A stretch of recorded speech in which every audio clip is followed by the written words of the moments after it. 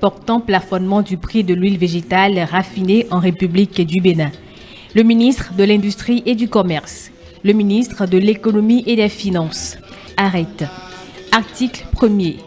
Conformément aux dispositions de l'article 5 de la loi 2016-25 du 4 novembre 2016 portant organisation de la concurrence en République du Bénin, le prix de vente en détail au consommateur final de l'huile végétale raffinée est plafonné à 1300 francs CFA le litre sur toute l'étendue du territoire national. Article 2. Les prix de vente des producteurs locaux de l'huile végétale raffinée s'entendent prix de vente TVA collecté incluse. Les prix de vente des distributeurs, grossistes et détaillants de l'huile végétale raffinée s'entendent prix finaux sans TVA. La chaîne de la TVA s'arrête au niveau des producteurs locaux. Article 3. Le prix fixé à l'article 1er ci-dessus est valable pour une période de 3 mois à compter de la date de signature du présent arrêté. Article 4. L'exportation et la réexportation de l'huile végétale raffinée sont interdites. Article 5. Durant la période prescrite à l'article 3 du présent arrêté, les services compétents du ministère en charge du commerce procèdent à des contrôles stricts et réguliers des prix. Article 6. Toute infraction aux dispositions du présent arrêté est punie conformément aux tests en vigueur. Article 7. Le présent arrêté qui prend effet pour compter de la date de sa signature abroge toute disposition antérieure contraire. Il sera publié partout où besoin sera. Fait à Cotonou le 19 mai 2022. Le ministre de l'Industrie et du Commerce, Alimatou Chadia Assouman, le ministre de l'Économie et des Finances, José Didier Tonato, ministre intérimaire.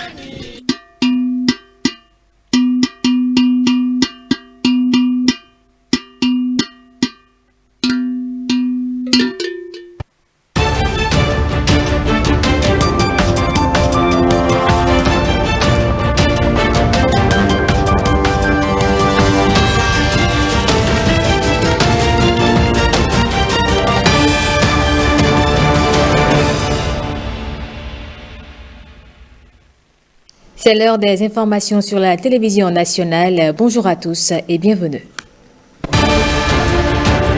Dans les titres de l'actualité, les étudiants des universités privées et publiques de Cotonou vivent eux aussi de plein fouet la cherté de la vie. Ils étaient face à la délégation du littoral pour connaître les raisons de leurs difficultés. Réduire considérablement les cas d'accidents, c'est l'appel des acteurs lors de la semaine de la sécurité routière. À l'occasion, ils ont passé en revue les enjeux liés à la thématique qui est retenue au plan ouest africain.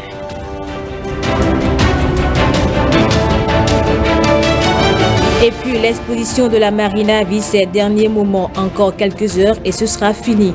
En attendant, les visiteurs savourent ces derniers instants comme au tout début de l'exposition.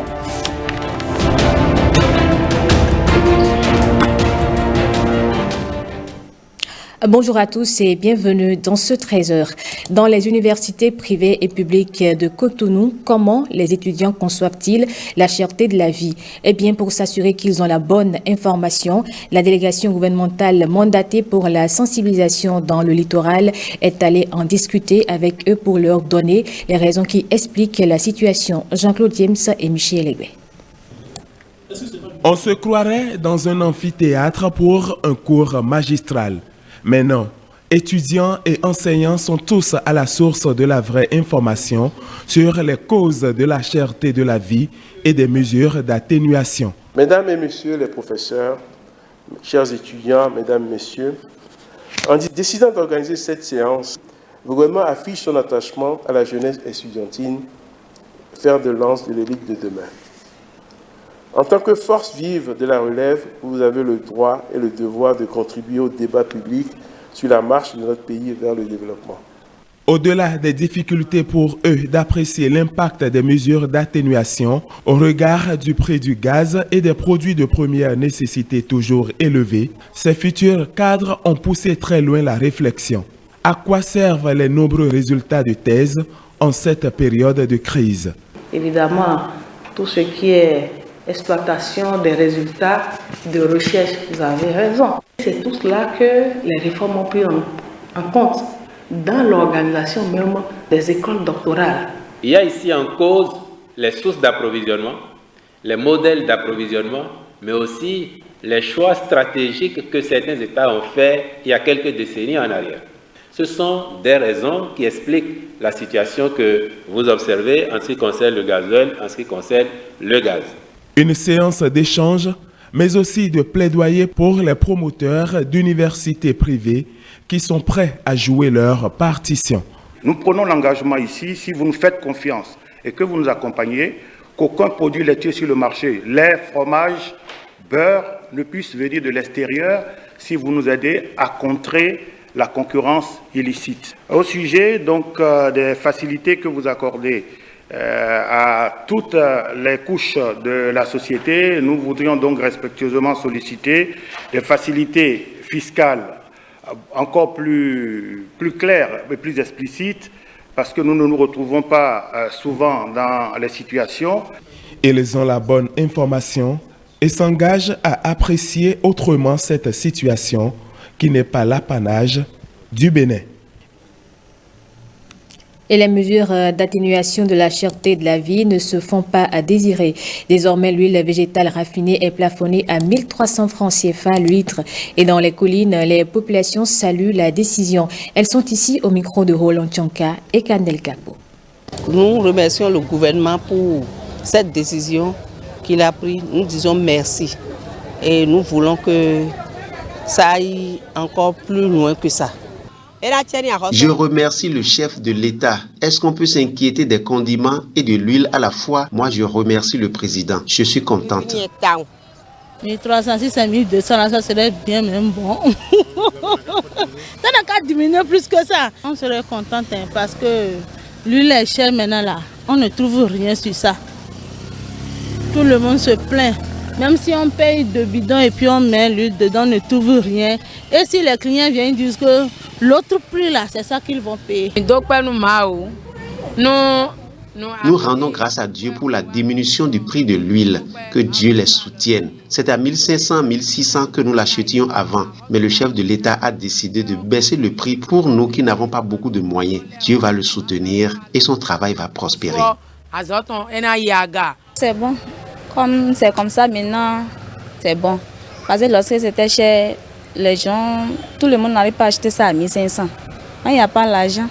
Et les choses sont chères comme ça, mais maintenant que c'est à 1300, c'est bon. Nous remercions les responsables, particulièrement le président, pour tout ce qu'il fait pour l'évolution du pays. Nous, les femmes, nous le remercions beaucoup parce que c'est nous qui utilisons plus l'huile.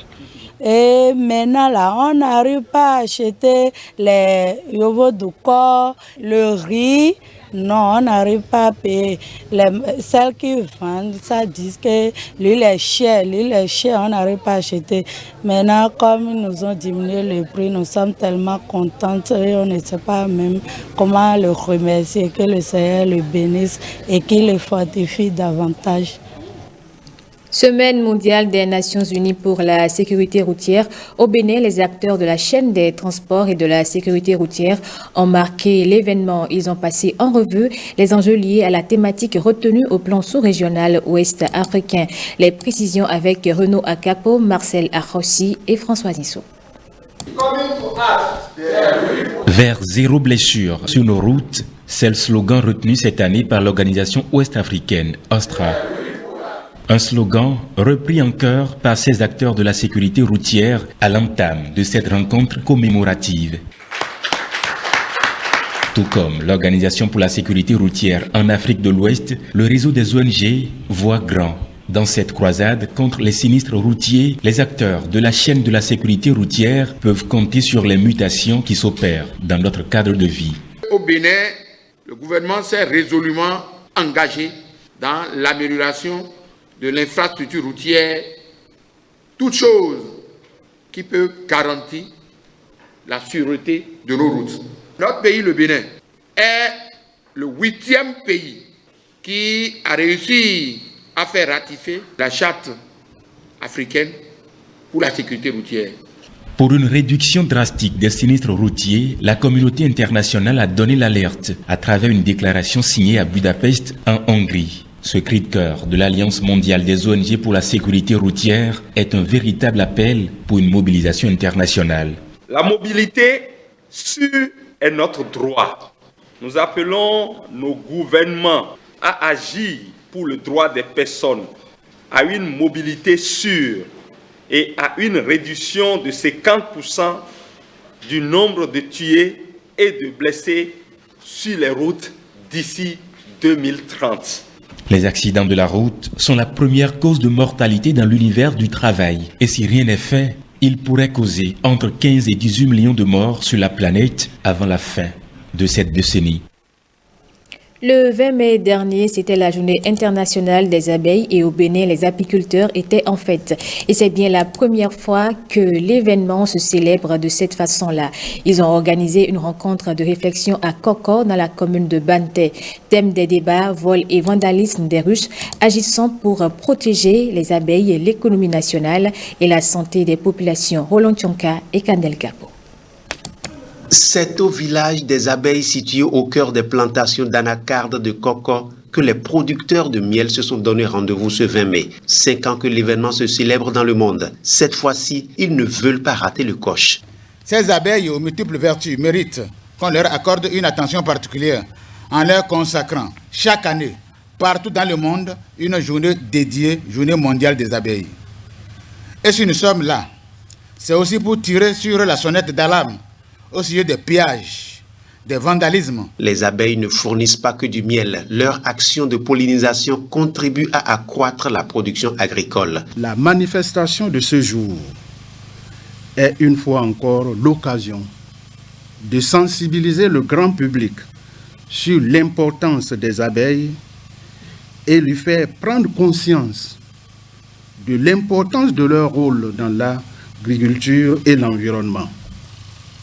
Mes appuis matériels et financiers vont désormais accompagner certains de vos projets phares. J'ai l'assurance qu'à travers l'apiculture, on peut, à l'instar des pays comme le Maroc et la Libye, pour ne citer que ceux-là, booster l'économie nationale. L'apiculture était une activité principale, en tout cas une activité de référence qui situe, qui localise le village de Koko. Et c'est à juste titre qu'en choisissant Koko aujourd'hui, on peut se réjouir de ce que le travail qui se faisait depuis des décennies a été reconnu aujourd'hui.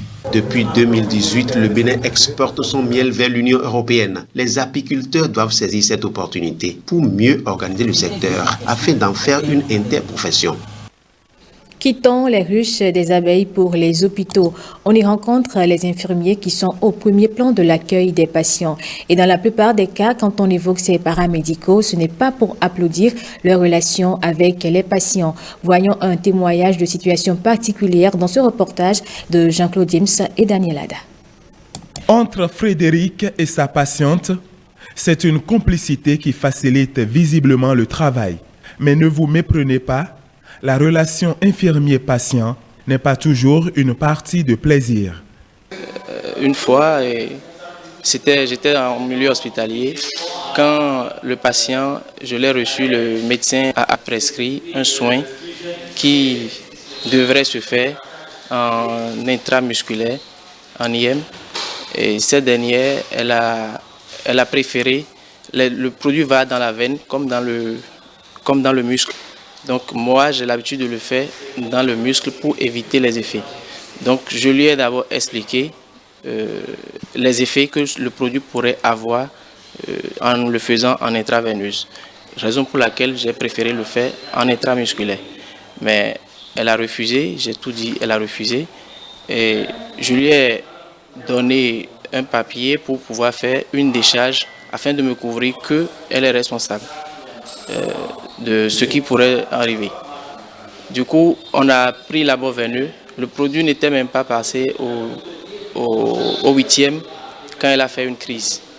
Mais on a su gérer. Quand ses parents sont venus, c'est comme si on voulait tuer leur enfant. De leur côté, les usagers des hôpitaux pointent du doigt l'accueil, le premier pas vers la guérison qui n'est pas souvent au rendez-vous. Certes, il y a des moments où ce n'est pas encore ça.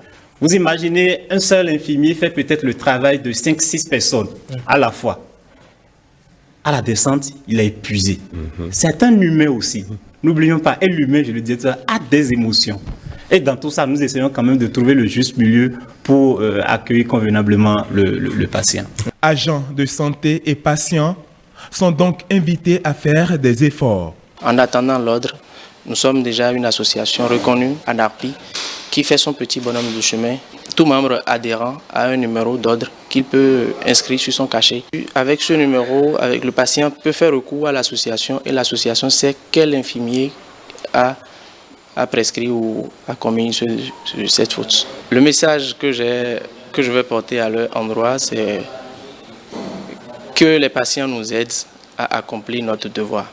C'est souvent pas aisé de se voir crier dessus par un patient. Ça peut jouer aussi sur sa prise en charge. En ce jour où ils sont à l'honneur, nous souhaitons une bonne journée de réflexion à ces acteurs de la chaîne sanitaire.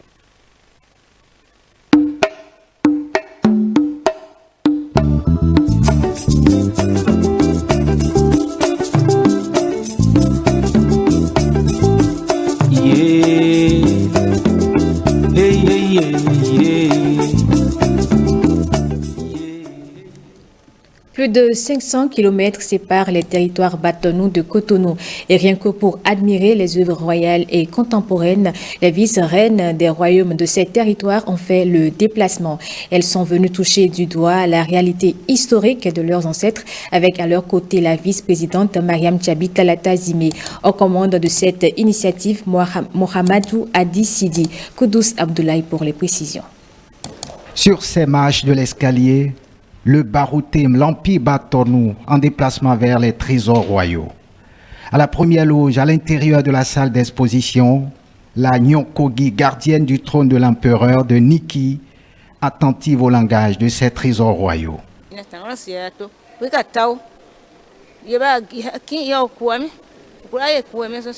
Chapeau au président Patrice Talon.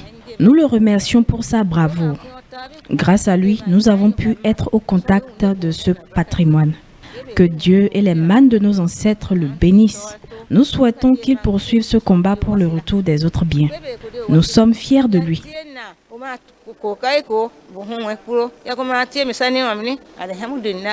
11 vice-reines ou leurs représentantes des royaumes du territoire de l'Empire de Niki, notamment Sandilo, Boué, Kandi, Birni, Banikwara, Wassapeonko, sont allés se ressourcer devant la vénérable mémoire de leurs ancêtres de la partie méridionale du Bénin.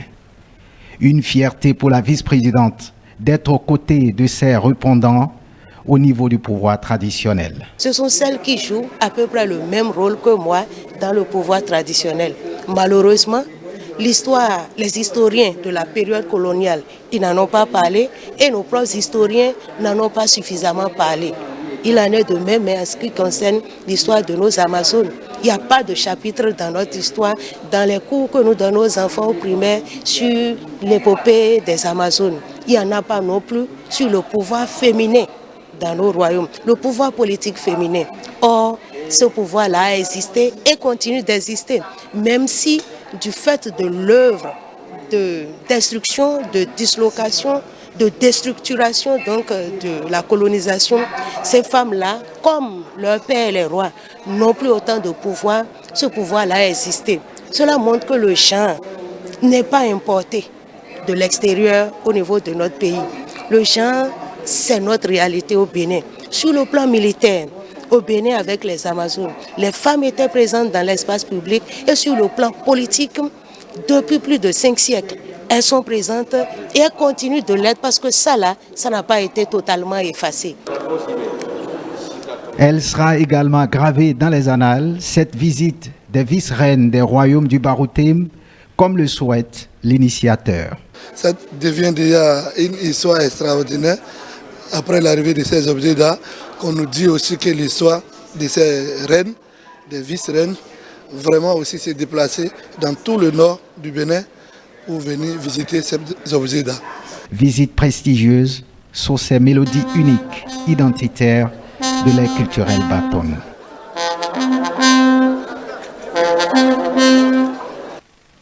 Et après la visite des œuvres royales, les vice-reines ont été reçues en audience par la vice-présidente de la République. Nous y reviendrons dans nos prochaines éditions.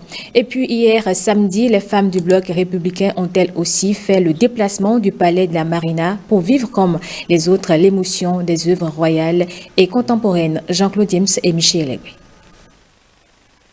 Dans cette foule de curieux en attente de visiter les œuvres royales, elles se démarquent par leur code vestimentaire. Ces femmes du parti Bloc républicain ont profité de chaque instant de cette visite et ressortent avec des émotions. Le trône, on a beaucoup d'émotions quand on regarde ça. J'avais la chair de poule, franchement, et donc je voudrais saluer le président Patrice Talon pour son courage, son audace, qui nous a honorés, qui a honoré la mémoire de nos ancêtres. À leur tour, ces républicaines venues du nord, du centre et du sud du Bénin ont honoré à leur manière ses ancêtres et surtout le grand artisan de cette exposition.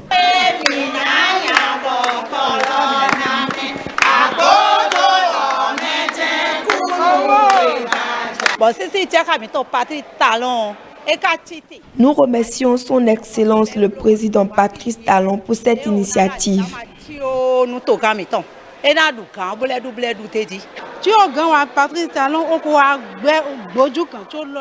Le président a décidé de ramener le trône du roi Béanzin et il a fait. C'est très bien.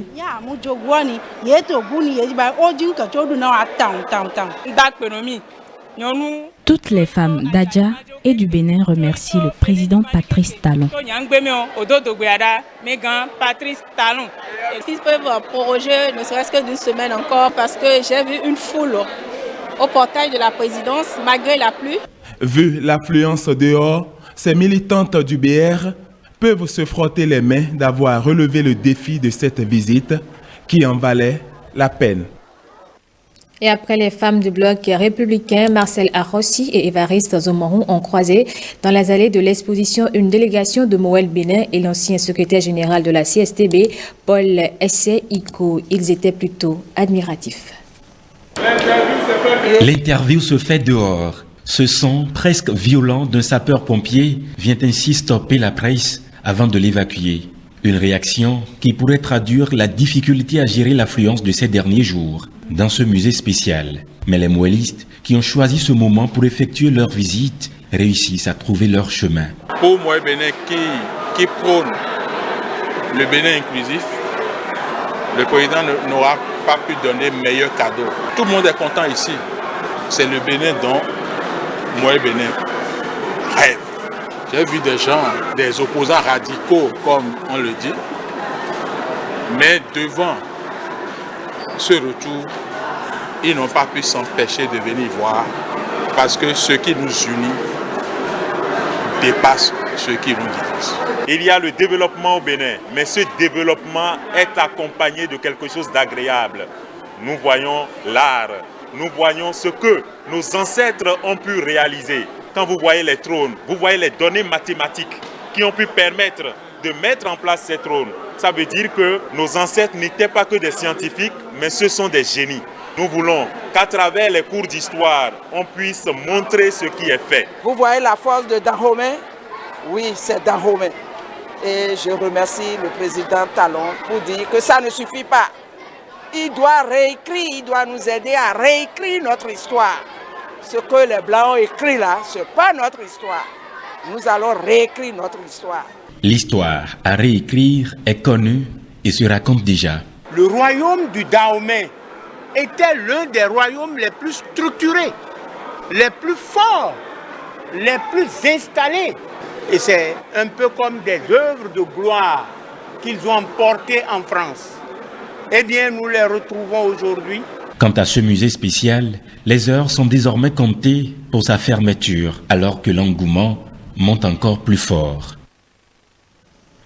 Et nous sommes déjà le 22 mai et à moins d'une prolongation, l'exposition du Palais de la Marina va fermer dans quelques heures. En attendant, les visiteurs savourent peut-être les derniers instants avec les trésors royaux. L'engouement des Béninois est toujours le même comme au début de l'exposition. Voici le constat de Jean-Claude James et Michel Ebé. Un spectacle inhabituel devant le Palais de la Présidence. Les bus et motos des visiteurs des trésors royaux autorisés pour la circonstance. Nous attendons voir ces objets d'art. Tout au long du circuit d'accès à la salle d'exposition, il faut s'armer de patience vu l'affluence. Et ces visiteurs sont prêts à payer le prix. L'enjeu de taille, c'est vrai que nous étions là depuis plus de 2 heures de temps. J'attendrai autant de temps qu'il faudra. C'est quelque chose qu'il faut vivre. Et ceux qui l'ont déjà vécu sautent avec plein d'étoiles dans les yeux. On a vu plein d'œuvres qui étaient très bien conservées. Il y avait des statues, il y avait des peintures. C'était vraiment cool. De véritables trésors. Ah, c'est magnifique. C'est très bien que ce soit revenu ici. C'est super joli. Franchement, allez-y. C'est très beau. Nous remercions le président Talon pour tout ce qu'il a fait, pour que ça soit beau et que d'autres personnes viennent voir ça chez nous. Nous voudrons que notre pays et que tous les pays africains soient à l'image de ce que nous avons vu. Nous devons aller au-delà de ça. Et je pense qu'il n'y a que le président Talon qui peut faire ça. Depuis l'entrée du palais jusqu'au hall où sont exposées les œuvres, tout se déroule sous le regard effectif des forces de l'ordre. Oui, le protocole pour entrer, c'est pas facile, mais c'est aussi très facile. Et il te suffit juste de respecter les consignes qui sont données. Je voudrais dire à notre président de voir s'il y a possibilité de quand même prolonger cette durée. Pour rappel, les parents doivent s'assurer que les enfants ont pris leur repas avant de tenter l'aventure de la visite avec eux au palais. Ici, les hommes passent et les déchets comme ces bouteilles en plastique restent dehors. Pour votre plaisir et celui de vos enfants, la découverte des trésors royaux et de l'art contemporain du Bénin se poursuit avec l'atelier de pratique artistique. Public et gratuit pour vos enfants de 4 à 12 ans, c'est tous les samedis et dimanches à l'espace animation de l'Expo Art du Bénin de 10h à midi et de 14h à 16h à intervalle d'1 heure par atelier. Inscription à l'accueil ou au www.expoartbénin.bj/atelier-pédagogique. Renseignements au 00229 56 98 10 82.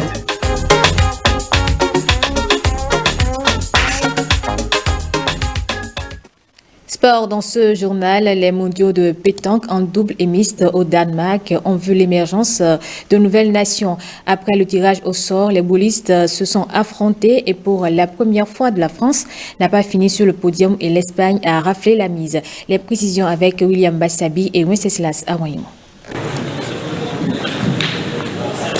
Coup de tonnerre au 4e championnat du monde de pétanque tête-à-tête, doublette, hommes-femmes et mixte à Karlsruhe.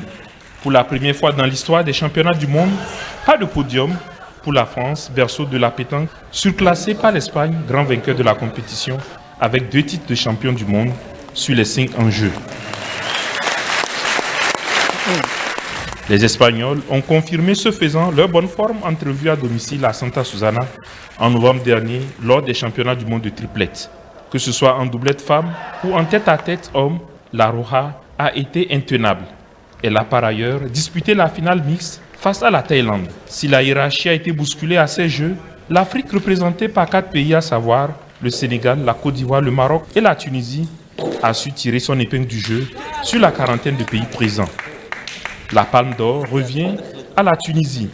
En doublette homme, la paire Mohamed Bourguiba Ben Brahima a surclassé la Malaisie en quart de finale avant de tomber sur l'Italie du duo Diego Risi et Alizé Cochiolo, vainqueur de l'épreuve en demi-finale. En somme, la Tunisie finit sur le podium de ces championnats du monde comme il y a de cela 2 ans. Diego Risi et Cochiolo ont freiné l'autre pays africain en bras dans cette compétition. Le Sénégal du duo Farhan Ndiaye et Rose à l'étape des quarts de finale. En tête-à-tête femme, la Tunisienne Mouna Beja est restée fidèle à son standing. Elle s'est hissée en quart, échouant au pied du podium Face à la jeune prodigue malaisienne, Siadat Noun, révélation du tournoi chez les dames.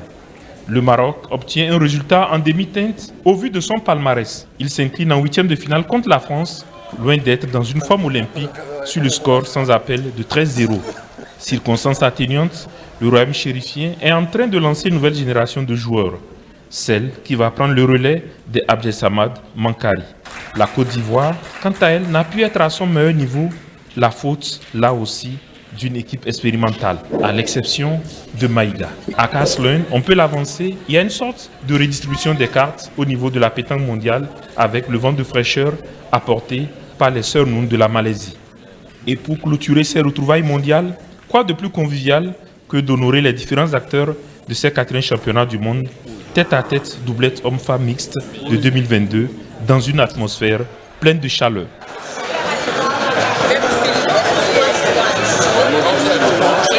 Et ce sont ces différents challenges que le Bénin entend relever à l'occasion de la plus prestigieuse des compétitions de la Fédération internationale de pétanque Jeux provençal, les championnats du monde de triplette, les 50e, prévus à Cotonou. Faisons à présent un tour sur la toile. Les internautes saluent les performances des écureuils juniors au tournoi de l'UFOA des moins de 20 ans, une compétition remportée par le Nigeria. Toujours au football, l'international sénégalais Idrissa Gana Gueye est au cœur d'une polémique. Les échos du web, c'est avec Stanislas Limpon et Ladislas Ayatome. En finale du tournoi des moins de 20 ans de l'UEFOA, le Bénin a perdu face au Nigeria. Échec oui, mais une victoire à certains égards selon les internautes. Plusieurs d'entre eux ont trouvé les écureuils juniors héroïques face à l'adversité des Flag Eagles. C'est une défaite qui a le goût de la victoire. J'ai vu l'équipe béninoise faire du bon jeu il y a vraiment longtemps. Vous nous avez rendus fiers. Bravo les gars. Les poulains de Mathias Deguénon sont désormais attendus à la CAN Junior Égypte 2023. Toujours dans le football, la polémique de la semaine a pour nom Idriss Gueye. Le joueur du Paris Saint-Germain a été la cible des médias et des politiques pour avoir refusé de jouer le match contre Montpellier. Une rencontre placée sous le signe de lutte contre l'homophobie, la biphobie et la transphobie. Au cœur de la tourmente, le joueur a eu le soutien de certains internautes.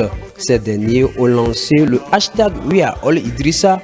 Autrement dit, nous sommes tous Idrissa. Le mot d'ordre est devenu viral sur la toile avec plus de 15 000 tweets en moins d'une semaine. Logiquement, les plus grands soutiens du milieu de terrain parisien proviennent du Sénégal, son pays d'origine. Macky Sall, le président sénégalais, fait partie des premiers à soutenir publiquement son compatriote. Je soutiens Idrissa Gana Gueye. Ses convictions religieuses doivent être respectées. Alors que certaines personnalités politiques françaises réclament des sanctions à l'encontre du joueur, ce dernier brille par son mutisme depuis le début de la polémique.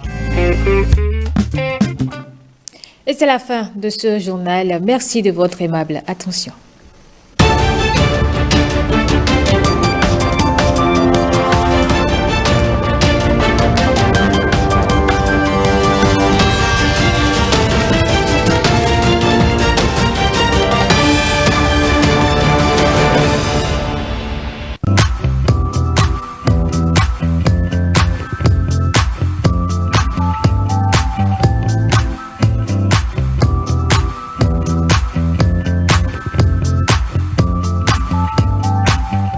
Nous saluons cette initiative du gouvernement, celle de venir au contact des populations pour expliquer les causes réelles de cette crise, pour expliquer ces manifestations et aussi pour montrer aux populations les mesures prises par le gouvernement pour juguler et maîtriser cette crise-là.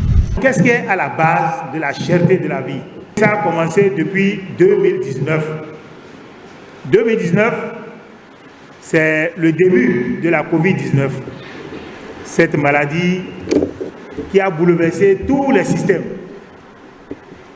Mais comme si cela ne suffisait pas, la guerre en Ukraine est venue s'ajouter. Ces deux pays sont des pays producteurs de céréales, de blé, de maïs. Lorsque ces pays sont en guerre, l'appareil de production est bloqué ou alors fonctionne au ralenti. Et la conséquence, c'est que beaucoup de pays qui reçoivent ces produits